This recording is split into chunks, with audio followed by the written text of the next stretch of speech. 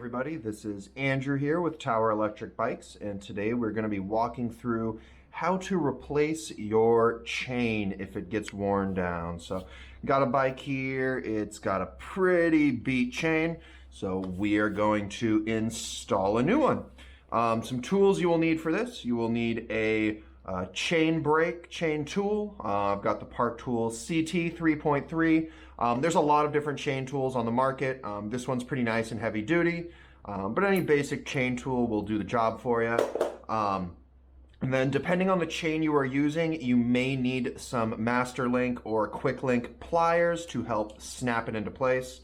I have the Park Tool MLP 1.2, one I like, but you know, there are lots of different Quick Link, Master Link pliers. Any of them should work with your bike. Those are really the only tools that we will need. And then of course you will need your chain. So this is a 7-speed bike, so the chain that you will need is an 8-speed. 6, 7, and 8-speed bikes all use the same chain, which would be an 8-speed chain.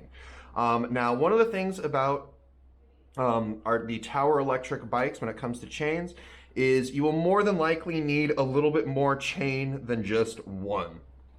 So that is why I have 2 separate chains here. Now this is very, very common with beach cruiser style bikes. You know, they're sort of elongated to give you a nice, you know, kind of laid back, comfortable feel. But part of that is the drivetrain does get stretched out, so they are a little bit longer than just your average regular old bicycle drivetrain. So you will end up using probably about a chain and a half. Now, if you are just kind of cutting a chain off of a long roll of chain, you will just size it up and be good to go. But if you are using a box of chain, you know, like prepackaged chains, you will more than likely need to purchase 2. And these particular chains that I have, they do use a quick link. So in this video, you will see both methods of how to reassemble the chain, both by using the chain tool and using a quick link master link. So without further ado, I will get to it here.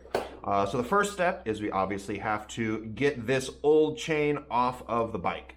So to do that, you'll see on your chain tool, you have these this little sort of U shape here that slides back and forth, and then you have this little pin press that comes out.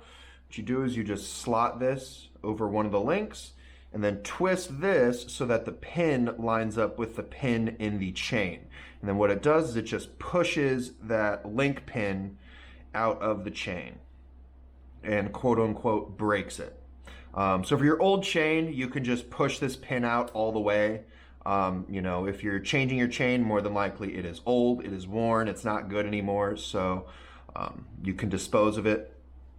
So once you push it all the way out, just unthread that and you'll see what happens. The chain pops apart. And just take that old chain and get rid of it. So now that that's taken care of, we are looking at a chainless bicycle. So I'm going to open up one of my chain boxes here. And so the next step we have is we have to size the chain to the bike. So most modern chains nowadays, you know, will come with some form of quick link. So I have these from SRAM here. Yep, just set those to the side because obviously we will use them at the end. So take your fresh, brand new chain. And so to size the chain to your bike, what you're going to do is you're going to ignore your rear derailleur for now. What we're going to do is we're going to drape this over the big ring in the back and then the chain ring in the front.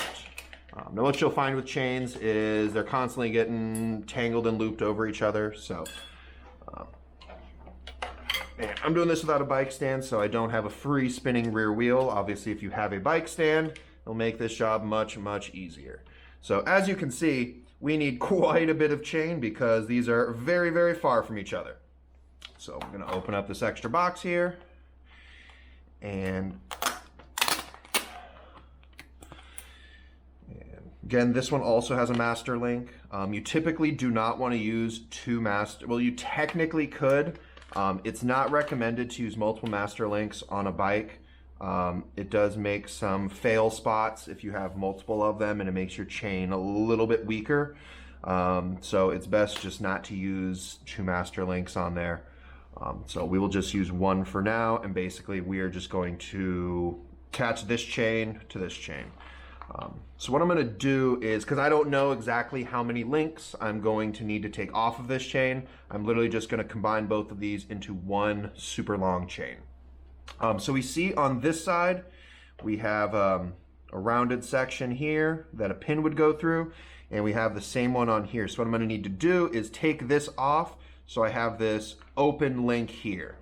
So just like we took it off, we're going to do the same thing on this last link here, except one of the key difference is we're not going to push the pin all the way through like we did on the others. Because once those pins are out, they are very, very difficult to get back into the chain. So what you do is just twist out, twist out, twist out, and at a certain point you'll feel a little more resistance. Just stop and back it out. And so now what's happened is we've pushed this pin further out, but we've pulled it out enough that we should be able to, looks like I actually need to take a little bit more out from there.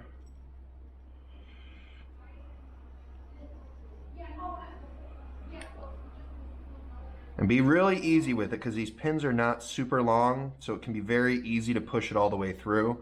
Granted, you're going to have a lot of extra chain for this particular part of the process, so I wouldn't be too concerned.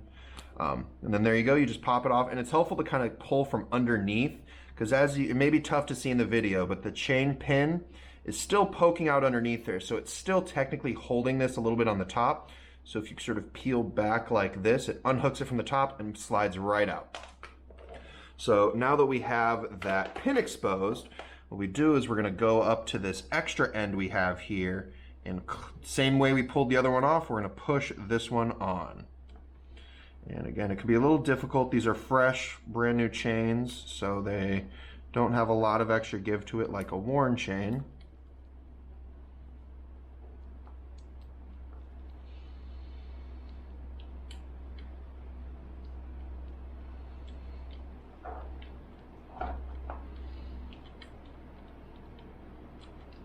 In fact, I might actually push that pin a little bit further out because it's giving me a little bit of trouble.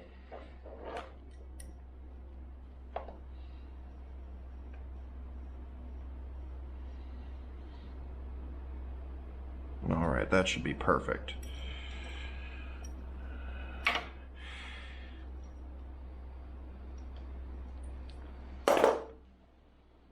And then one of the things to keep in mind as well is you're going to push this pin back through here, so it's handy to have it facing this way and not inside the bike. All right, there we go. See, I got those links attached there. Now we're just going to push that pin back through there to combine to make one big chain.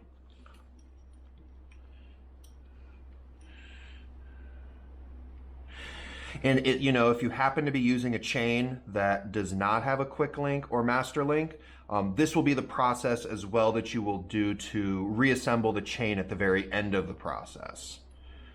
Again, most new chains will come with a quick link or master link, but if you happen to be using one that doesn't have it, this will be the process you will do at the end as well. All right, you want to do it so you want to see just a little bit of the pin pushing out on the other side. Make sure it's even on both this side and this side, and you are all set there. And now one of the things you will also find is a lot of times the chain is very sticky at that particular spot. Obviously you just forced a pin through there, so it might be a little stiff. So what you do is you just take the chain, push that way with your thumb, push back this way, and just do that a few more times. And as you can see, the chain link is a lot looser now. So boom, we now have one big, long, gigantic chain that we can size properly to the bike. So again, big ring in the back to big ring in the front. And we're going to wrap these around. And remember, as you're going around, you want to keep this wrapped around the big chain ring. As you pull, it may slot into other smaller chain rings, so we just want to make sure it's fully wrapped around that big chain ring. And then we want to bring them to a spot where they meet. And then once we hit them at a spot that they meet, we are then going to count down 3 links past this section. So they are meeting right here. So then we have 1, 2, and 3 links. So we're going to break the chain right here at this spot. And now this process is pretty standard across most bikes. So, you know, if you have a bike at home that you're looking to replace a chain on, this sizing process will also work on that bike as well. All right, and again, same way with the other one. If you are reassembling your chain without quick links, you would want to push that pin just a little bit out. But for my purpose here, I am actually using a quick link. So I do not want to remove it at the link I was currently doing it at. I'm going to push that back in a little bit. Got so zoned in on breaking apart and assembling chains, I forgot I had a quick link.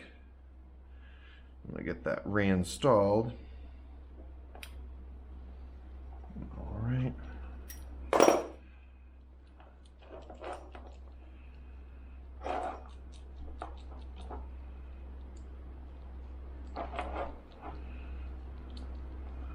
All right, so what I'm actually going to do is go one more link down, because the thing about the quick link, you're going to be breaking at you're going to be popping it out at an opposite link than you would if you were just reassembling it.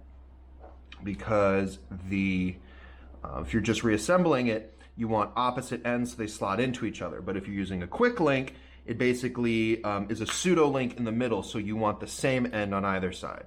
And for this part, again, we are not reassembling the chain, so you can push that pin all the way out. All right, and there we have it. We now have two ends here that we will meet with the quick link. So now that your chain has been properly sized, it is now time to actually route it through the bicycle. So, and that's mainly through this rear derailleur here. So how it goes is you can go from the top or the bottom. I usually find it easier to come from the bottom because then I know exactly how my routing is going to be.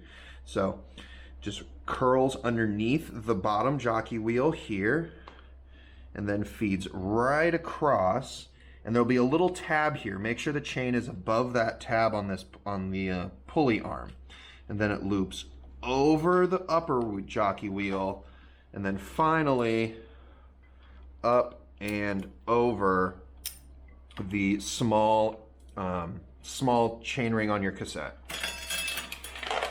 And I did this a little bit backwards here. You normally want to try to do it underneath the bike, but I'm doing it a little bit different right now. All right. So now that we have these two ends met and we've routed it through the derailleur, it's now time to install the quick link. So what you're going to do is you're just going to push one through one end here, and then on the opposite side, you're going to put that on the other side. So we see here we have the two quick links opposite each other.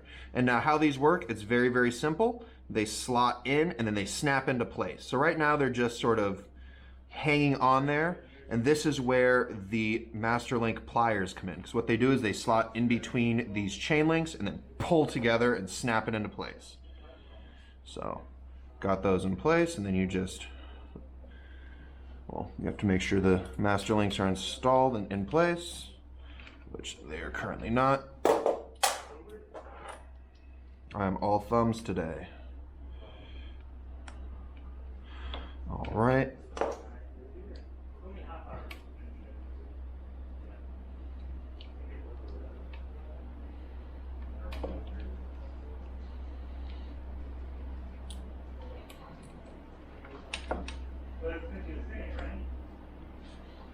And then boom, it snaps into place that easily once you get everything lined up. And then I have this loose over the front chain ring. And then there you go. Your new chain has now been installed on your bicycle. You know, this extra spare piece of chain is still good chain. It may be handy for the future if you do, you know, need a new chain in the future. You know, you can potentially use this other sort of half segment instead of having to buy two chains. And one thing you typically want to do is you want to try to shift through all the gears, make sure it shifts into them comfortably. You know, if you're in the small ring, make sure it's not sagging a whole bunch, or if you're shifting into the big ring, that the derailleur is not, you know, stretched out like this.